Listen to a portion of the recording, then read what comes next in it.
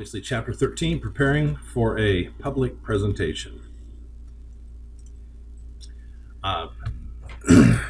When you're sitting down, you're just beginning your process. There's some things you need to keep in mind. Some of them are organizational, some of them are relational, and we're going to try and cover some of those as we go through this particular chapter. This kind of lays the groundwork for a lot of what we'll be doing throughout this semester, so it's pretty important that you pay attention to it. So as you look over these bullet points as you're reading and listening to my voice, hopefully my instruction or explanation will help to be beneficial as you put your speeches together. Okay, so let's just get started. Analyzing and trying to relate to an audience. Now, that's pretty important as far as the relating part. Analyzing is a little bit more difficult. Now, as we begin, if you look at the slide, it talks about three different areas about the audience's relationship with you. Now, that may be a preconceived relationship because they do know something about you, or at least recognize you. Certainly in our classes, you'll have some kind of a relationship with a few people in the class, if not several. And when you get up to speak, they're going to be thinking, they'll have certain understandings. They may, whether or not they believe that you are an expert in the field and knowledgeable, as it says, whether they believe that they can trust you, especially when you're trying to persuade them. Is there an ulterior motive, or are you trying to do this because you certainly are concerned about them as an audience and them as individuals? That's one area of speaker credibility that will make a difference on how they listen to you. Another thing that the audience needs to understand is how their relationship is there a relationship between them and the issue or information that you're sharing. And if they don't believe that there is, they're not going to listen. So it's really up to you to make sure that you try and build that understanding between your audience and what you're talking about to get them to care enough to give you their attention while you're talking. Now, sometimes how the audience looks at the situation makes a difference. If you have to go to a mandatory meeting to sit there and listen to someone as they come into the room to talk about something involved with where you work or whatever, a training thing, in other words, you can't get out of it, it's a lot different than if you're looking at it from the point of view where, someone says, hey, they're going to be talking about how to handle hazardous material, and that's something that's bothered you for some time. And so you decide, yeah, I think I want to go see that. So it depends on how your audience looks at the occasion. It actually has an influence over, how they're going to view it and how attentive or inattentive they may be. So if you can, and there's really no way of knowing exactly how they're going to be responding, but just be aware that it does make a difference. But if you can make even the ones who feel forced to be there, that you can build enough value into what it is you're talking about, that you can overcome that. But they really have to understand that even though they were made to be there, that it's going to be a good thing that they were. When you are attempting to have an effect or a change in something, especially in the areas of persuasive speaking, the attitudes, beliefs, and values of your audience is these are things that you are trying to have some sort of an effect. If you can imagine three circles on a single page of paper, the outside circle would be your attitudes. The circle that would be inside that would contain your beliefs, and the circle inside that would contain your values. And I really think that there's actually a fourth circle, and it's out there, and it would be bigger than all three of these, and it would be actions. And what you're trying to do whenever you're trying to persuade somebody is to reach them at a value level. Changing their actions, you can do that simply by telling them, do this or else, which is more coercive than persuasive. But then the question is, if someone's doing something, let's say someone's got a really bad look on their face, at least in your estimation, and you say, well, why is that? Well, they think, and this comes to an attitude, they believe that they have been somehow set aside or marginalized. You go, well, why is that? Well, now we move to their beliefs, because they believe that every human being is important and needs to be treated that way. And then you go, well, why is that? Now we move to the values. And the values would probably have something to do with their view of humanity at large, or whatever it might be. But you can see that their values affect their beliefs, the beliefs affect the attitudes, and attitudes affect our actions. And so as a persuasive speaker, what you're really trying to do is you're trying to get in there, and if you can change the values that they have and make them understand something is important at a value level more than just an attitude level or an action level or a belief level, then you're much more likely to get them to change something, because that stuff that we have at the core of us, honesty is or integrity or preservation of life, things like that. Those are the things that if we can alter them there, then you have a better chance of persuading them from other things. So at any rate, that's just a little bit of extra stuff. But the point of it is you're trying to get them at least, you want to get them at a value level if you can when you're trying to persuade them. Now, here's a place, and I honestly, this is where I kind of differ a little bit with most textbooks, and that's mostly due to my background in public speaking. And there is very little that you can do to get this kind of information that they're asking for as far as demographics.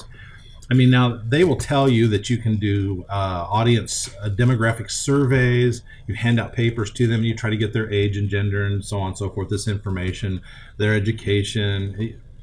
Now, but the truth of it is that that never happens, except maybe in a classroom. So if you're in a classroom and you want to hand these out just to find something, we can do that. But, it would be one of those deals where, if there were several of, your classmates that wanted to do a demographic of to find out, what's the average age, what's the level of education, which you have a pretty good idea on that, but what's, political membership, whatever it might be. You can do that, but you'd have, but other than that, the only demographic study you can ever get is when the person who has asked you or invited you to speak or to address a group, if you've been addressed or asked to come into into a meeting and tell them about some seminar you went to, you can ask the person who's inviting you, well, who's going to be there?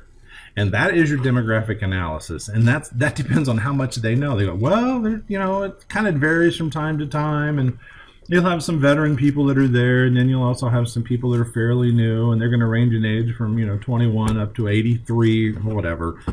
Well, I'm just saying. So when they talk about demographics, it's really more scholastic or has to do more with in an education setting than really in real world. You just don't get a whole lot of that, other than whatever the person who invited you to say or to speak, what they can tell you. So anyway, so if you know that you're going to be talking about something in particular, so now they tell you that they want you to figure out, well, what do you want to talk about? Now, look, the reality of it is this is very simple. You never get asked that question. You never get invited to come and talk or to speak at the company meeting or at the annual session of the business, or you don't address a school board, and just kind of make it up. There's always a reason why you're there, and so you really don't have to consider yourself when it comes to what is it that you're going to talk about. Now, you do in class a little bit, but that's really it. Everywhere else, they're going to say, hey, we know that you have a background in this particular area, or you're an expert in this field, or I heard you speak to a group about something, and would you bring that same thing over here? You're being asked because they want something from you that they know you have, and they will drive the topic in that direction. So, at any rate, but when you're picking one for here, what I would tell you, this is very important, and that is consider yourself. What personal things can you talk about? What can you talk about for informative? What can you talk about persuasive? what is interests you that you have some knowledge of or some kind of personal experience with. That helps. When you think about yourself, then also, what about the audience? Will they care? If they're not going to care, why talk about it? So you want to find something that you care about, that you know something about, have some experience, and then something they may want to hear about. It could be something that's unique, something that may affect them in some form or fashion, maybe not directly. Maybe it might affect their family members, or it might affect their neighborhood, or it might affect, well, anything else. But the truth of it is that the line at the bottom of this particular PowerPoint right here, some of the most powerful speeches introduce audiences to a topic about which they previously knew nothing, or enable them to view an issue in an entirely new way. I'm not sure about the previously knew nothing or the other. That could happen. That could happen. But most of that's going to depend on you. So you want to make sure that, do they have any? Do you think they're going to care about this thing, or can you be so good as to actually make them care? Okay. All right. Let's move on. They talk about searching for a topic, or here again. You don't have to go out there and get a list of things and then figure out, oh, what can I talk about? No. Only in academic settings. Now, some of the things like the current issues and events thing, now that may be something, maybe there's something that's going on right now that you feel really adamantly about, and that you know something about. So that may happen. An individual inventory. Well, that's not a bad idea to know some of your experiences. I mean, I could do speeches on how to survive a relocation. I've done it 23 times. I could do speeches on how to overcome that slight depression, because I've been there. I could do a speech on how to live with 4 sisters, because I've been there. Well, you get the idea. Doing an individual inventory, I mean, I could do something about fishing. I could do something about golfing. I could do something about how to survive divorce, how to handle children when you're going through a divorce. All of those things are parts of things that I know about. I have things that I like, things I dislike, things I think are wrong with this world, or wrong with this neighborhood, or whatever that I could talk about. Those help and guide you in choosing your topic. Okay, so once you get your topic figured out, now look, you don't have to determine the purpose.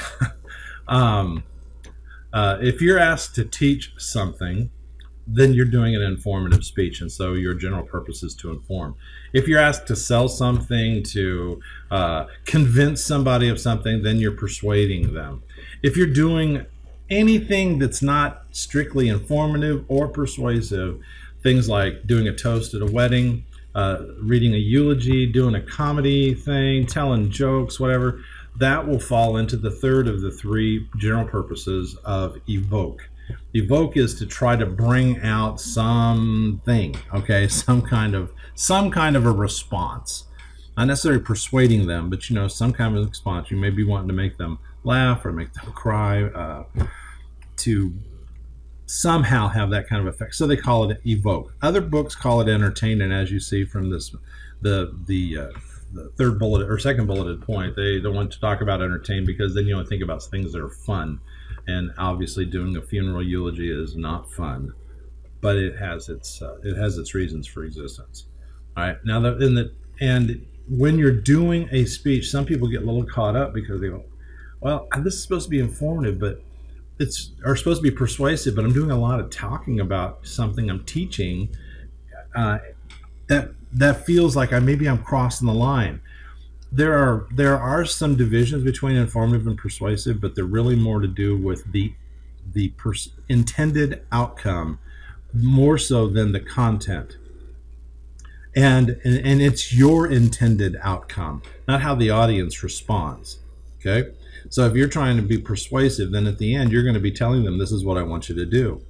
Now, if you're being informative, you're just saying, this is how things are. Now, they may respond to that and go, oh, I'm going to change my thought. I didn't even know that, whatever it was you were talking about. So, general purpose, I'll tell you, this is an informative speech. This is going to be persuasive. This is a group work, which is going to be somewhat entertaining as we talk about the decades, whatever. You don't have to worry about that. But at any rate, understand that they can have all three aspects, or all three speeches in some aspect may be in each individual speech that you do. The specific purpose of your presentation. This is if you can imagine a target and the bullseye. This is what would be in the bullseye of your speech. That this is what you're trying to attain. I like to have you write it in this format. So if you haven't been writing anything down, it's time to write some stuff down. Okay. Anyway, so if you need to stop this thing and then go get some paper, whatever, do it and then come back. But here's the deal: specific purpose is your this is exactly what you want to have happen by the time you're done with your presentation. And so it can be written out saying, after my presentation or after my speech, my audience will what? Now, if you're trying to inform, you're going to say, my audience will know, they'll understand, they will realize, then whatever it is you're trying to accomplish. If you're trying to persuade, then you're going to say that at the end of my speech, my audience will do what?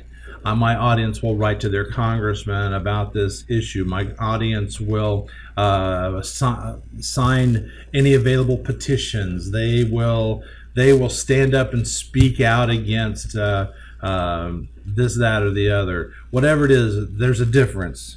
Did you catch that? The informative, it tells you, is something that's more cranial, if you will. That we're trying to get them to understand, realize, know, that sort of thing. But with the persuasive speech, your goal at the end is not for them to know something, but to do something with that knowledge. What do you want them to do? And if you leave that part out, you have given us an informative speech. You don't want to do that if you're trying to be persuasive. Okay? And you'll also notice that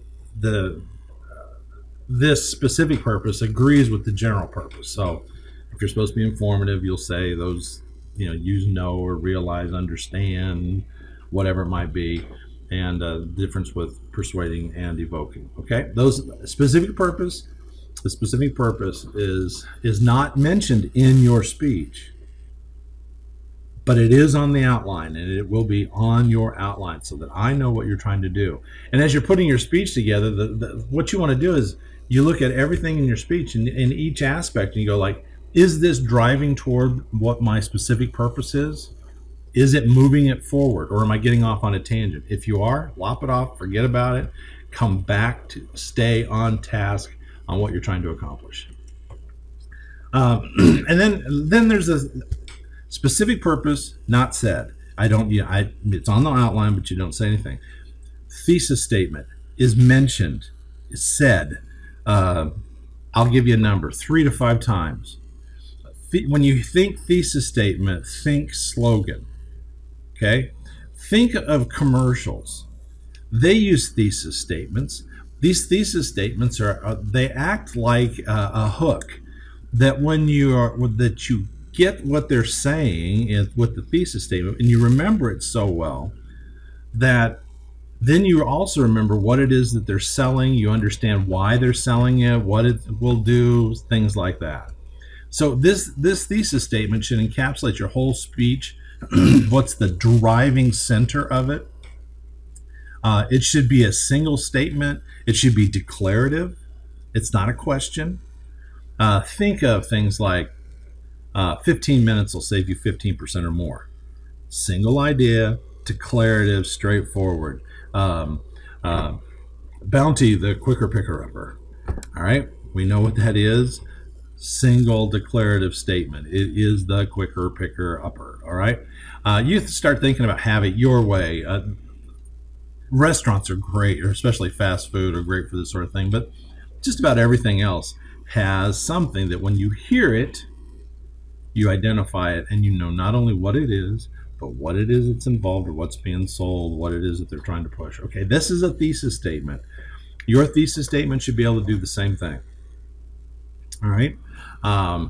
You want it, like as it says, be as explicit as possible, and because if you are, it'll help to guide you throughout your presentation. If you can come back consistently and say, whatever it is, and it drives you forward. Okay? Thesis statement, said in the speech 3 to 5 times, very important. Okay, so now let's get to a few things that talk about. How do you support your speech? How do you do that? What do you use for evidence or supporting material? Well, here's a few possibilities. Okay, here's some things that you use to support what you're saying, defining it, facts that are documented truths. So this is going to be stuff that you're going to be pulling from magazines, books, newspapers, journals, things like that. You can see the rest of them listed there. Some of them have to do with how it's presented, contrasting, to demonstrate differences. Well, you've heard this, well, there's this, and you show the contrast. That's good. Sometimes it's an example. Sometimes it can be an illustration or a hypothetical. In other words, it doesn't really exist. It's kind of a story. Imagine that a person, okay, like that, or let's just say that one person. All of those are illustrations. Sometimes they're hypotheticals. Did you ever wonder why? And then you go on to something that's a hypothetical. You're not asking them to actually answer. You're just trying to get them to think about what it is you want to. You need to have these evidences and supporting material in each of your speeches. Okay, they need to be there. The amount of them that's specified as a minimum, and I stress minimum. Minimum is means like, well, you need to have, this is to keep from, you have to have minimum insurance, right, on your car to keep from going to jail. Does that mean it's going to take care of the cost of fixing your car? Nope. Does that mean that it's going to keep you out of financial ruin? Nope. What is it? It's what the law requires. That's it. That's it. And the same thing when we talk about minimums. When you see the word minimum on this in the syllabus about anything, on anyone's syllabus, the question you want to find out is, okay, so if that's the minimum, then what do I need to do to get the maximum benefit from my work? And I'll tell you right now that the maximum benefit from your work is 7 or more citations, oral citations of supporting material in each of your speeches, with the exception of the group speech, and that's a little more spread out, not as necessary. At any rate, okay, let's look at here. I'm not going to read this to you about statistics. Trust me, if you're starting to talk about the mean, the median, and the mode, you better be talking to a math class, because I'll tell you right now, most of us have no clue what mean, median, and mode has to do with it. I know some about it. I learned it a long time ago. I have forgotten it since and never, ever needed it. I would not be talking unless you're doing, like I said, unless you're doing some kind of scientific thing with other scientific people. Don't use it. Make sure that your numbers are relatable. Make sure that your statistics aren't overwhelming. You start rattling off a bunch of numbers and you're going to lose us. Don't do it. All right? Okay. So you can read some of the stuff that's there. There's information online that you can get, or you can ask about it in class. I'll be more than happy to elaborate. Okay, so how about the selecting and using this evidence? The quantity of evidence is important. I already told you, and minimums are 2 or 4 for the speeches. You have to look it up, see which one's which. Informative, I believe, it's 2, and persuasive is 4. However, 7 is the magic number. That's the one that would get you all the points. Okay, you look at how our evaluation is worded for material, and you'll find out that if that there's 24 points that are figured for that out of the 100, but there's only 6 points per reference that you get that you receive when you cite it orally in your speech. Now, so in the first one, you're like, well, it said 2, and I did 2. That's right, and you got 12 points, not 24. You got 12. You want to get the 24, you need to have 4. But if you have less than 2 or you have none, that's when you run into real problems. So 2 is the minimum, 4 would be the standard, and 7 is that's the money shot, and that's what I would be going for. So quality of evidence and supporting material, oral citations, you have to use this in the in your speech. You can't say studies have shown, someone said. That does no good. What you want to do is you want to say that a study at Duke University printed in the Journal of Academic Relativity in June of 2012 said this. Dr. Smith said is not a reference. Who the heck is Dr. Smith? What you want to say is Dr. Jim Smith, head of pediatrics at the Mayo Clinic, wrote, and then give us your quote. That works. Okay? So be careful about that. Do not slough that off. Never say, just because if you're pulling a reference because you Googled it and you got this reference, if you're pulling that out and you get and you say, according to Cisco, the heck is a Cisco?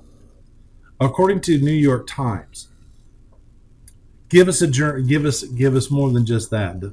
According to the New York Times in their January 14th edition in the year 2013, in an article said, okay, give us some information. Don't just give us single names, and because what'll happen is you will not do the legwork when you find that there's a quote that's in a quote where they've referred to it and they just put Smith 1994 or whatever it is, and they have that quote, and you want to use that quote, then that's what you'll do, and you'll say according to Smith. Why? Because you don't know who it is. Look it up. Look in the bibliography on the paper that you're pulling from, or the book you're getting it out. Find out who is it. If you can, find the actual reference in our library. We have a huge volume of stuff that you can go in and find. Primary and secondary stuff. If you have questions about primary and secondary references, you need to mention it in class, and I will answer the question. Okay? All right. Anyway, so when understand that your presentation is only, as it says, is only as good as the sources that you use in development. If you quote anything that says wiki in front of it, I will bleed out of my eyeballs. Okay? No wiki. I don't care Wikipedia, wiki this, wiki that. Do not use it.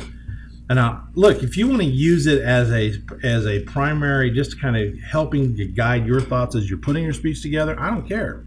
Just don't tell me about it. All right. So if you're gonna say I want to talk about, I have a beagle, that's what I have, and I want to talk about some of the facts about beagles. Now, look, I can go to beagle.com maybe, or I can go to Wikipedia and look at what they have about beagles and the type of information they cover in there, and go like, you know what, is it informative?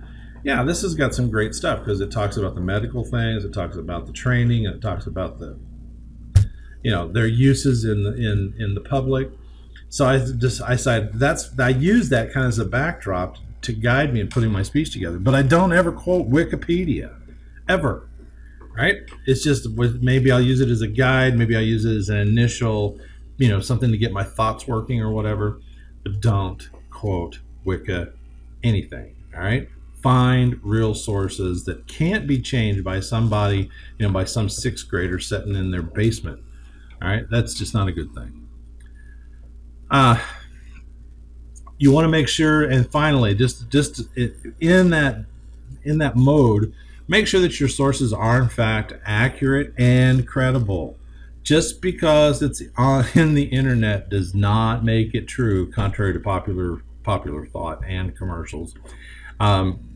Had an individual who quoted something in their speech, and I knew it was dead wrong. I mean, I knew enough about the subject. He was wrong. And so afterwards, I asked him simply, I said, where did that come from? And we got a computer out, and we went and looked and found, he had it notated where it was from, what website. So I did a little looking with him. And what I found out was he did quote from a .edu. The .edu was a junior high school. What he quoted was from a 6th grader's science paper. Yeah, 6th grader science paper. Why? Because it came up on Google. he did not check it out. He didn't do some of the background check. And so be careful about that. All right.